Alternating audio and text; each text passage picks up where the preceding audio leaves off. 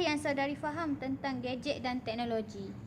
Pada pendapat saya, gadget dan teknologi adalah sistem satu peranti yang diletakkan pada teknologi seperti komputer riba, telefon dan sebagainya.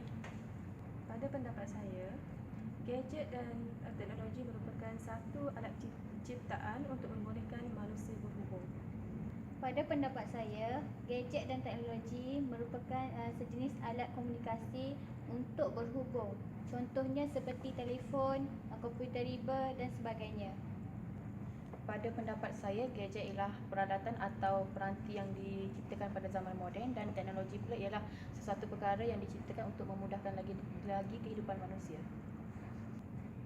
Pada pandangan saya, gadget dan teknologi merupakan alat atau bahan yang dapat memberi kemudahan kepada manusia. Pada pendapat saya, gadget adalah satu alat untuk kita berhubung dengan sesiapa sahaja di seluruh dunia. Apakah manfaat yang saudari perolehi dengan menggunakan gadget dan teknologi ini? Pada pandangan saya, gadget dan teknologi membolehkan saya berhubung dengan kawan yang lama dan mencari kawan yang baru seperti aplikasi Facebook.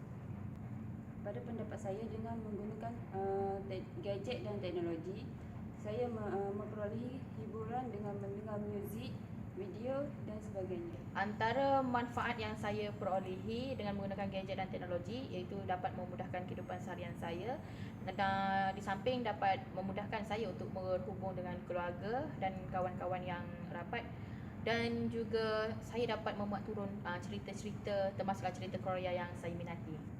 Pada pandangan saya, banyak manfaat yang saya perolehi dengan penggunaan gadget, antaranya seperti aplikasi WhatsApp kerana lebih memudahkan saya untuk berhubung dengan kawan-kawan tidak kira dekat ataupun jauh, kerana seperti yang kita tahu sistem WhatsApp ni dia lebih murah dan menjimatkan.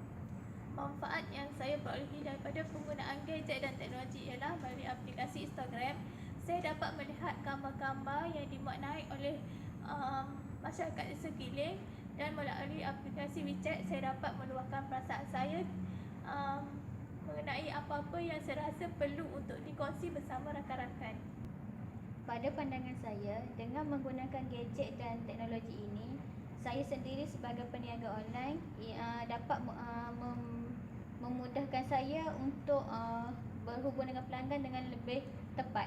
Pada pendapat saudari, apakah gadget yang popular atau sering saudari gunakan sekiranya kita membicarakan tentang gadget dan teknologi ini? Okey, antara gadget yang sering saya gunakan ialah telefon bimbit, komputer riba dan juga hard disk. Saya menggunakan telefon bimbit untuk berhubung dengan keluarga tercinta. Okey, gadget yang sering saya gunakan ialah telefon bimbit, komputer riba dan pendrive. Telefon bimbit ini ia memudahkan saya untuk berhubung dengan ahli keluarga, sahabat handai dan saudara mara. Antara gadget yang saya paling gemar adalah komputer riba, di mana komputer riba merupakan satu keperluan bagi saya sendiri sebagai seorang pelajar. Komputer riba saya gunakan untuk menyiapkan tugasan.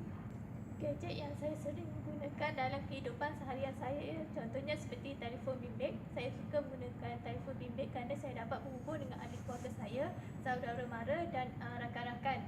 Saya juga suka menggunakan komputer riba kerana ia lebih ringan dan senang dibawa ke mana-mana sahaja saya pergi.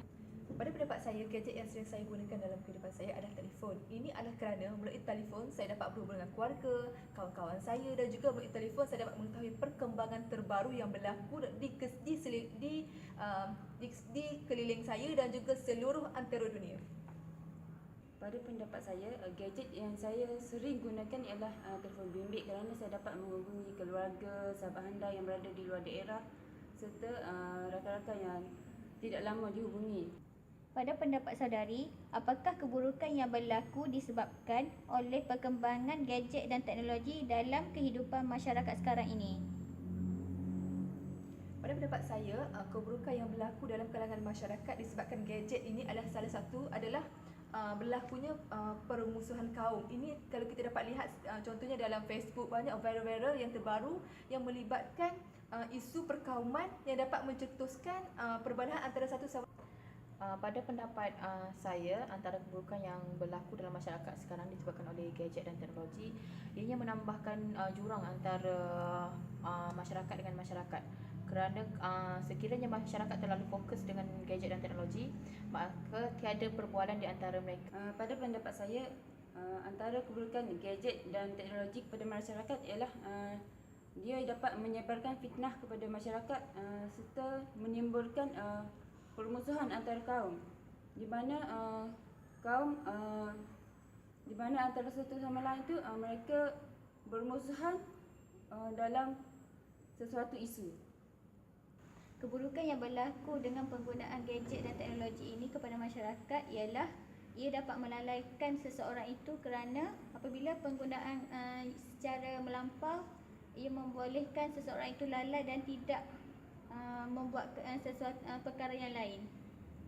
Pada pandangan saya, keburukan gadget dan teknologi jika tidak digunakan dengan baik akan menyebabkan